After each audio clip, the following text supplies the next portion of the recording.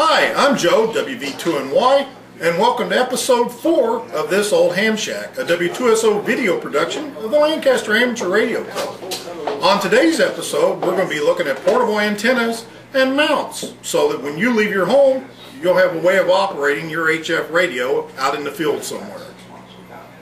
Okay, we're out here with Steve, KC2QZF, who brought in a drive-on mount here. Steve, take it away and tell us about your drive-on mount. Hi everybody, Steve here. This mount that I was talking about is actually made for a flagpole. I've got a extendable flagpole, but the flagpole only goes up to 20 feet, and its overall height's only 20 feet. So it doesn't give you as much flexibility as I was looking for, as much height I was looking for. So I bought one of these camouflage screen kits. It's not the screen, but it's the posts that hold up the tents. Bought this at Hamfest, $50. All goes into this bag, and it gives you a 32-foot mast. If Joe wants to pan up a little bit here, you can see that it gives you quite a bit of height. Now, I didn't put my J-pole on the top of that, but I do have a J-pole antenna that I could have just as easy put on the top of that antenna. That would give me 2 meters and 440. But instead, what I did bring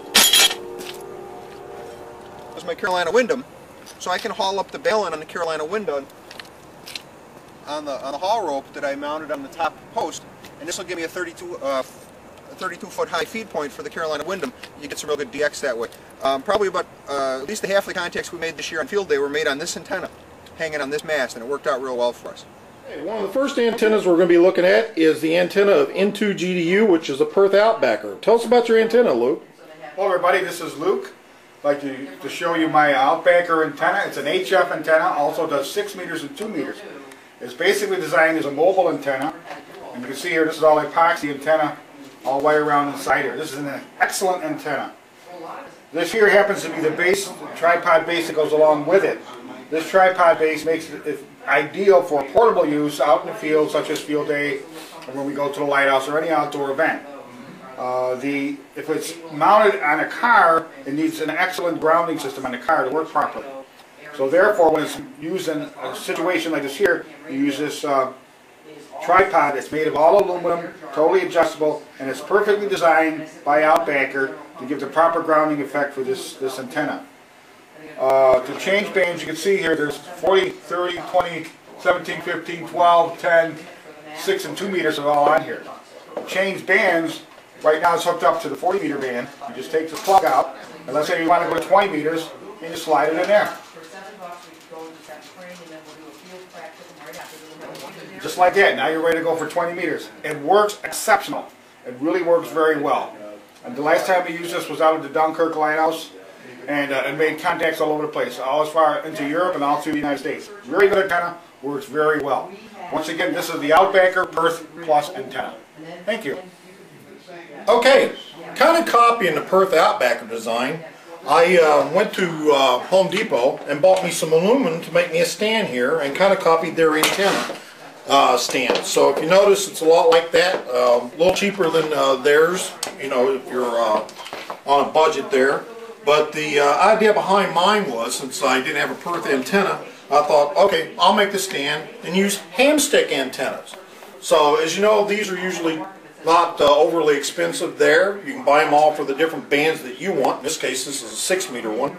I put the 3/8 inch stud right into the top of it here, and I can screw any kind of hamstick I want on there, right into there. So, you know, not quite as condensed as the Perth Outbacker, but still, if you're on a budget, works the same way. You know, just got the little fold down legs like that one does and everything. So if you're looking for a little different way to make an antenna, go out, buy yourself some aluminum, make yourself a nice little stand, buy you some ham sticks, and you're in business on HF. Okay, up next is Jay, KC2NVL. He's got a homemade antenna here, and he's going to tell you a little something about it. Go ahead, Jay. All right. My name is Jay. My call is KC2NVL, and this is my homemade 2 meter tape measure antenna. As you can probably see, it's actually made from an old tape measure that unfortunately broke on me, but was perfect for making a nice flexible 2 meter antenna. The match on here is just a simple hairpin match attached to a length of coax cable to a PL259 connector, so I can use that on a standard radio, or I have an adapter to adapt that down to a BNC or an SMA to use on an HT. The elements can fold up so that you can put it away if necessary. Sort of, I'll just do half of it here, like that. And the parts can even come apart. I didn't glue this at all, so if I need to put it in a trunk of a car or a back seat, I can do that. This antenna is really useful if you're doing any sort of fox hunting or radio direction finding. It allows you to quickly put it out, put it on your HT, and walk around with it and find out where the fox is. I've also used it on the 2-meter SSB contests on the VHF contest weekends, and it works pretty well.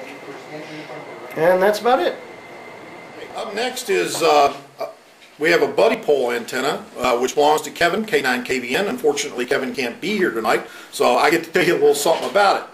Okay, for those of you that haven't seen the buddy pole yet, you can get a nice little tripod stand with it. It comes in lots and lots of different configurations.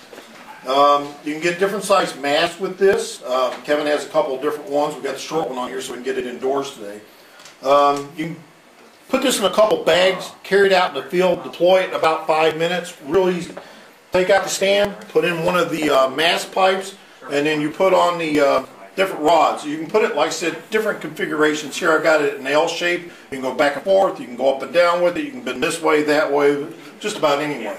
Comes with a standard pull-out metal antenna there, or you can also buy the fiberglass whips and put them on here. Basically what you do, once you get the tripod set up, put in the mast pipe, put on the connector, put on the rods, put on the coils onto there so that you can match it up, and then put on the antenna. Once again, real easy. Put it in a bag and just go right out in the field with it. Works exceptionally well. It handles up to about 250 watts. If you're interested in something like this, just check out the Buddy Pole website. You can build them from scratch, piece at a time if you're on a budget, or just buy them in a whole kit there. Really super nice antenna though. So I want to thank Kevin, K9KVN, for bringing that in and letting us play with it today. Thanks, Kevin. AB3PW. Pam's got a mag mount antenna. She's going to tell us a little something about it. Go ahead, Pam. Basically, it is just magnetically mounted to the truck. And it was installed specifically for the 50-watt rig that's in the truck. And there's a connector inside. If I need to, I can unscrew the connector, take the mag mount off, and attach it with an adapter to my 5-watt HT and be totally mobile. Okay, I want to thank everybody for joining us on this episode of This Old Ham Shack. We've been out here at the clubhouse for the October 2010 general membership meeting where we're having the portable antenna mast display. So we've had a lot of fun here this evening. Once again, thank y'all for joining in, and thanks for all the kind words you've been giving me about the Old Ham Shack series. So until next time, this is Joe, WV2NY, and I'll catch you on the repeater.